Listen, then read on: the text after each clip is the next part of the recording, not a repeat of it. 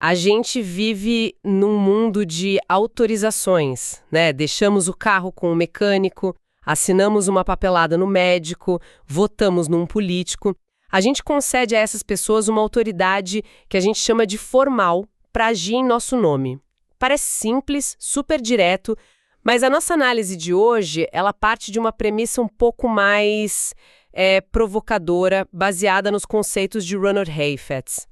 E se essa autoridade formal, a que está no papel, for só a parte mais superficial do poder?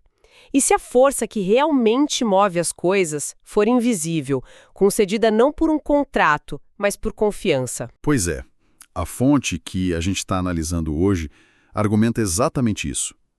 Ela diz que, em qualquer organização, seja uma empresa ou um país, existem duas estruturas de poder operando ao mesmo tempo. Uma é o organograma, aquele que todo mundo vê que está na parede. A outra é um mapa invisível de influência, de respeito, de credibilidade. E a nossa missão aqui é entender como esse mapa invisível, o da autoridade informal, muitas vezes é bem mais importante que o oficial. Exato. Vamos mergulhar nessa dinâmica e tentar entender por que um chefe pode não ter poder nenhum e por que alguém sem cargo algum pode mudar o mundo. Ok, vamos começar pelo que a gente já conhece, então, a autoridade formal. O material que temos é bem claro sobre isso. É um contrato, explícito ou não. O cargo de gerente, o mandato de um prefeito, o acordo de serviço com o técnico. É um poder, assim, bem delimitado, com uma função específica. O mecânico tem autoridade para mexer no motor do carro, mas a gente não espera que ele dê conselhos financeiros, né? E o ponto fascinante que a análise levanta é a natureza transacional disso. É quase um se então. Se eu te concedo essa autoridade, então eu espero um resultado. É limpo, é lógico, só que, e aqui que está o pulo do gato, o texto é muito enfático. Essa autoridade sozinha é incrivelmente fraca. Ela te dá o direito de dar uma ordem, mas não garante que alguém vai executar com vontade. Ou que vai executar bem, né? Exato. Ela é tipo um esqueleto.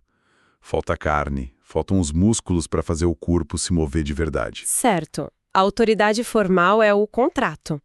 Mas isso me faz pensar. E aquela pessoa no escritório que não tem cargo de chefia, mas que todo mundo para ouvir quando ela fala? Ou aquele parente que, sem ter nenhuma posição oficial na família, é quem todo mundo procura quando a coisa aperta? Isso é outra coisa, né? Exatamente aí que a gente entra no coração da discussão. Essa é a autoridade informal. E ela não opera na base de um contrato. Ela opera na base da confiança e do respeito, que são conquistados com o tempo. Não é sobre o que a pessoa pode fazer por causa do cargo. É sobre quem ela é. É sobre quem ela é aos olhos dos outros. Perfeito? O texto descreve isso como uma licença muito mais ampla, muito mais poderosa. Ninguém é obrigado a ouvir essa pessoa, mas todo mundo escolhe ouvir, porque confiam no caráter dela, na experiência, na sabedoria. Quer dizer, a autoridade formal é dada por uma instituição, de cima para baixo.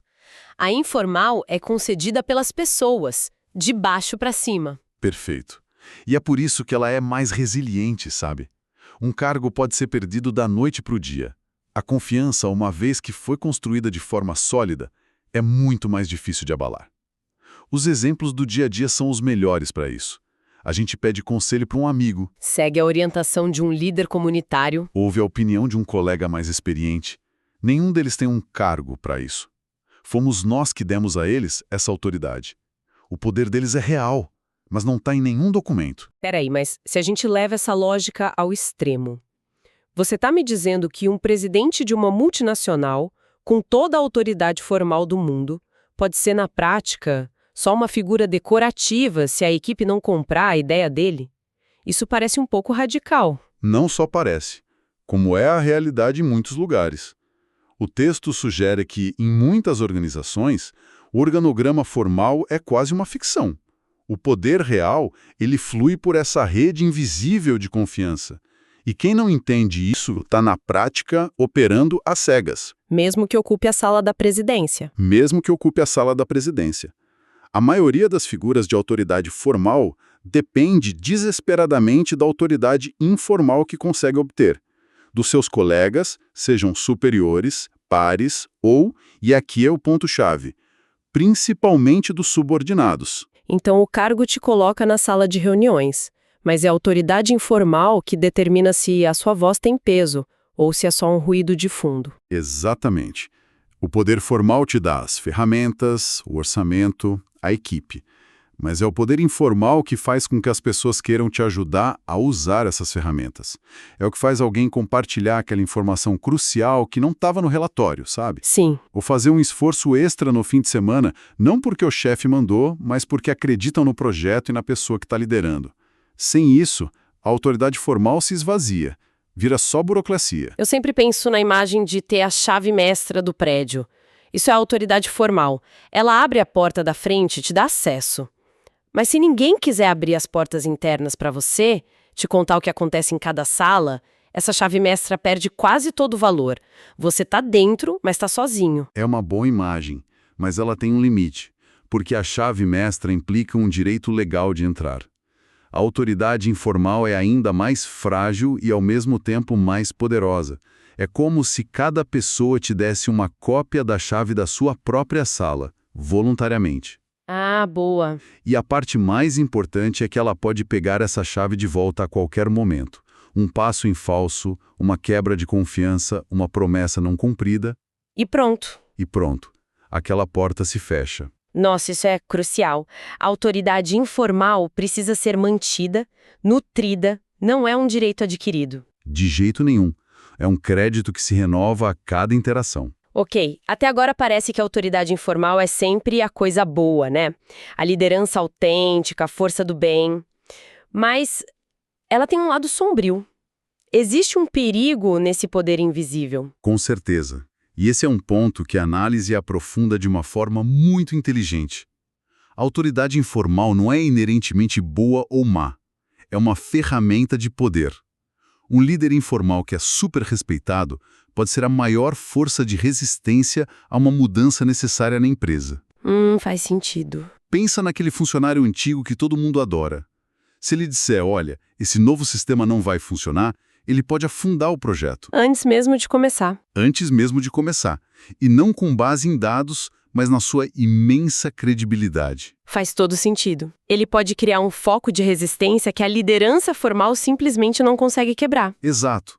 Pode criar as famosas panelinhas, o nós contra eles, pode perpetuar uma cultura tóxica, porque o líder informal dessa cultura é tão carismático ou respeitado que ninguém o ousa desafiá-lo. Para um gerente formal, o líder informal da sua equipe pode ser seu maior aliado. A pessoa que traduz a visão dele para o time. Isso. Ou o seu pior adversário, sabotando silenciosamente cada iniciativa. Identificar e entender esses líderes informais é uma das tarefas mais críticas e difíceis de qualquer gestor. Então, essa dinâmica invisível pode tanto construir quanto destruir. O que nos leva aos exemplos mais extremos que o material analisa. Figuras como Mohandas Gandhi e o Dr. Martin Luther King Jr. Aqui o conceito é levado a um nível totalmente diferente. Sim, porque eles são o que a gente pode chamar de caso puro. O ponto crucial que o texto destaca é que ambos tinham pouquíssima, quase nenhuma autoridade formal. As organizações que eles lideravam eram estruturalmente pequenas. Eles não eram presidentes, não eram generais, não tinham cargos no governo. Quase todo o imenso poder que eles exerceram, um poder capaz de dobrar o Império Britânico e de desafiar a segregação racial nos Estados Unidos, vinha de uma única fonte. Autoridade informal. A autoridade informal, moral, carismática, que milhões de pessoas concederam a eles ao longo do tempo. E o detalhe mais surpreendente que a análise ressalta, e que é genuinamente contraintuitivo, é que eles escolheram não ter o poder formal. Eles ativamente recusaram posições de poder institucional. Gandhi nunca quis ser o primeiro-ministro da Índia. Por quê? Porque alguém abriria a mão da chave do prédio quando ela é oferecida. Isso levanta uma questão fundamental sobre a natureza do poder. A escolha deles foi estratégica. Liderar sem autoridade formal oferece uma liberdade que um cargo simplesmente não permite. Quando a sua legitimidade vem direto das pessoas e não de uma instituição, você se livra das amarras. Ah, Não precisa fazer os conchavos políticos, as concessões burocráticas, não precisa se preocupar em agradar o conselho de administração ou os outros partidos. você não precisa se preocupar em manter o sistema, porque o seu objetivo é justamente mudar o sistema. Precisamente. E aqui a gente pode até conectar com outra ideia do Heifetz, que é a de liderança adaptativa. A autoridade formal é ótima para resolver problemas técnicos, aqueles que já têm uma solução conhecida. Tipo consertar uma ponte. Exato. Você manda o engenheiro consertar a ponte. Mas para problemas adaptativos, como o racismo, a desigualdade, uma cultura organizacional falida, problemas que exigem que as próprias pessoas mudem seus valores e comportamentos, a autoridade formal muitas vezes atrapalha. Porque ela é vista como parte do sistema. Exatamente. Um líder formal é visto como parte do sistema que precisa ser mudado.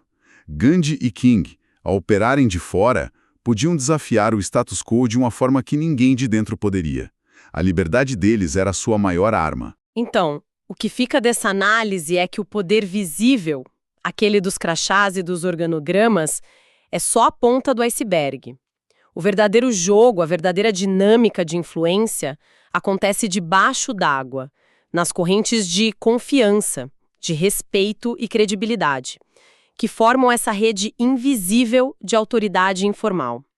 A gente viu que o poder formal precisa do informal para ser mais do que só um título.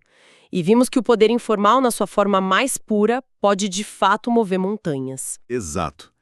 E a provocação final que o material nos deixa é um convite para a gente recalibrar o nosso olhar. Ele nos desafia a parar de olhar só para os cargos e começar a mapear a confiança. No nosso trabalho, na nossa comunidade, na nossa própria vida, em quem nós realmente depositamos autoridade. E por quê? E de forma ainda mais crítica, que tipo de autoridade as pessoas ao nosso redor estão tentando exercer sobre nós? A pergunta que fica é, no dia a dia, estamos prestando atenção no organograma ou no mapa da confiança? Porque um deles é um documento oficial, e o outro é como as coisas realmente funcionam. E qual dos dois estamos usando para navegar? Refletir sobre isso pode mudar não só como a gente vê o poder, mas também como a gente o exerce.